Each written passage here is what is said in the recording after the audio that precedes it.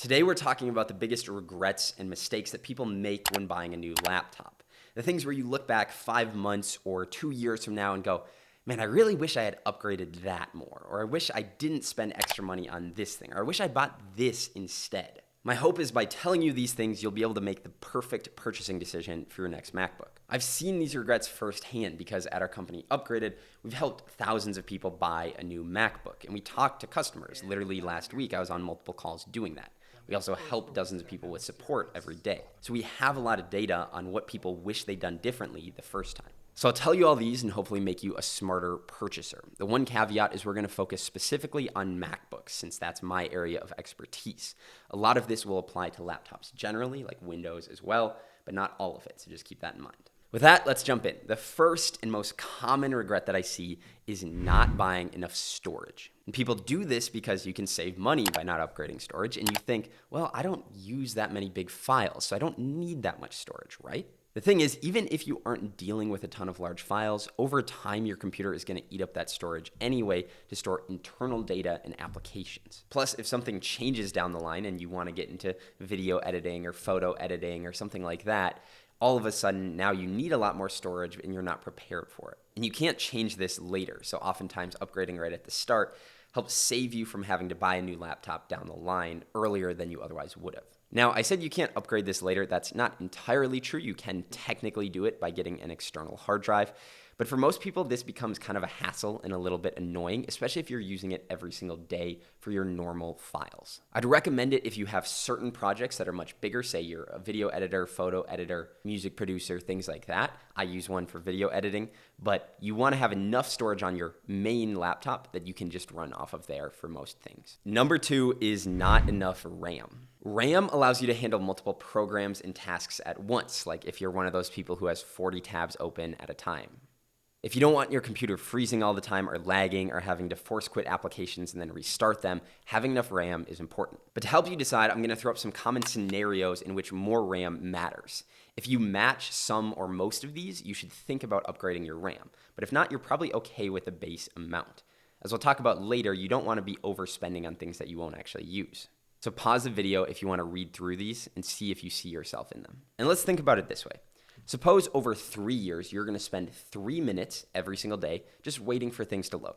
3 minutes, not a whole lot, but 3 minutes a day for 3 years adds up to 54 hours of time that you've spent waiting for things to load. If you value your time at something like $30 an hour, that's roughly the average wage in America, that comes out to $1,620 wasted in time. So for a lot of people, it usually makes sense to spend a little bit more money and get the time back in return. Number 3 is ignoring port availability. Basically, you have to think through not only how many ports are you going to use right now, but how many ports might you want to use in the future. If you're going to start video editing or recording a podcast, that's more ports. I remember a time where I was using an external monitor. I had a wired internet connection. I had an external hard drive for video editing, and then I would also sometimes need to charge my laptop because this was an M1. This is before they had MagSafe charging. So it became a game of like, okay, do I want internet or do I want to charge my laptop? Do I want to be able to see stuff on my second screen or do I want to have my video files that I need for editing? It was honestly terrible. If you're going to be using ports, make sure you get enough. You can do the dongle life, but trust me, it's not that fun. Number 4 is software compatibility. Not all software runs on Macs. Especially if you're coming from Windows, make sure that a Mac can handle all of the stuff that you want to do. The short version is engineering or CAD software like SolidWorks or Autodesk usually either isn't available on Macs or has limited features. Also, gaming tends to be not as good on Macs. A lot of smaller games aren't even released with a version for Macs. But for most other workflows like design, programming, video editing, music production, photo editing, Macs are great and usually preferable. But depending on what you're using your laptop for, just make sure that a Mac can do it. Give it a quick Google search and you'll find out very quickly. 5 is not waiting for a new model if it's coming out soon. Apple releases their new MacBooks on a pretty consistent schedule. It's usually sometime in the fall for the MacBook Pros, sometime in the spring for the MacBook Airs. If it's coming up on that time and you're looking to buy a new laptop, I would almost always recommend waiting. Oftentimes it'll be the same price, sometimes even cheaper, like it was for the new M4 Air that just came out, but you'll get an even better product. Also, if you do buy the older version, then the new one comes out and you have buyer's remorse and you're trying to resell it, you've automatically just got rid of a ton of the value. So just look up when the new one is expected to come out, and if it's soon, it's probably worth waiting. 6 and 7 kind of go together. 6 is weight. MacBooks are fairly light, but the bigger ones do get a little bit heavier.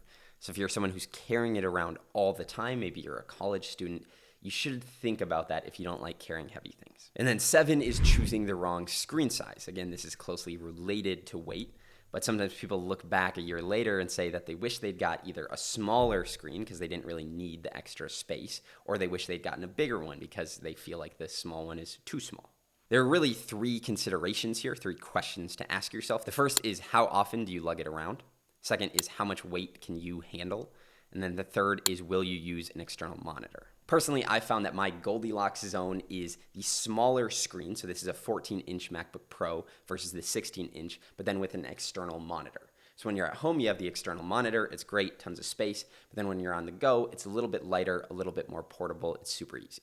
8 is overbuying for your needs. This one is less common, but there are people who think, oh, I need a maxed out MacBook Pro, and then just use it to surf the web and watch Netflix. If you're not doing anything super intensive with your laptop, just save yourself some money and get a cheaper model. This won't apply to everyone, but for some people, it could save you $1,000 or more. And then lastly is not buying AppleCare Plus. This one isn't a hard recommendation. It's still up to you and how safe you think you can keep your laptop. But one of the most annoying situations is when something has happened to your laptop and you can't get it fixed anywhere because you didn't choose to get AppleCare Plus. Like if you go on the Apple or MacBook subreddits, will almost always tell you to get AppleCare Plus just because it gives you that peace of mind so that if something ever happens, you're covered. Again, this one is up to you and kind of your usage, but most people would say it's a pretty smart idea. And that's it. Those are the biggest mistakes and regrets that I see when people are buying a new laptop. Try to avoid these, try to think through them ahead of time, and it should help you make the right purchasing decision. I'll see you next time.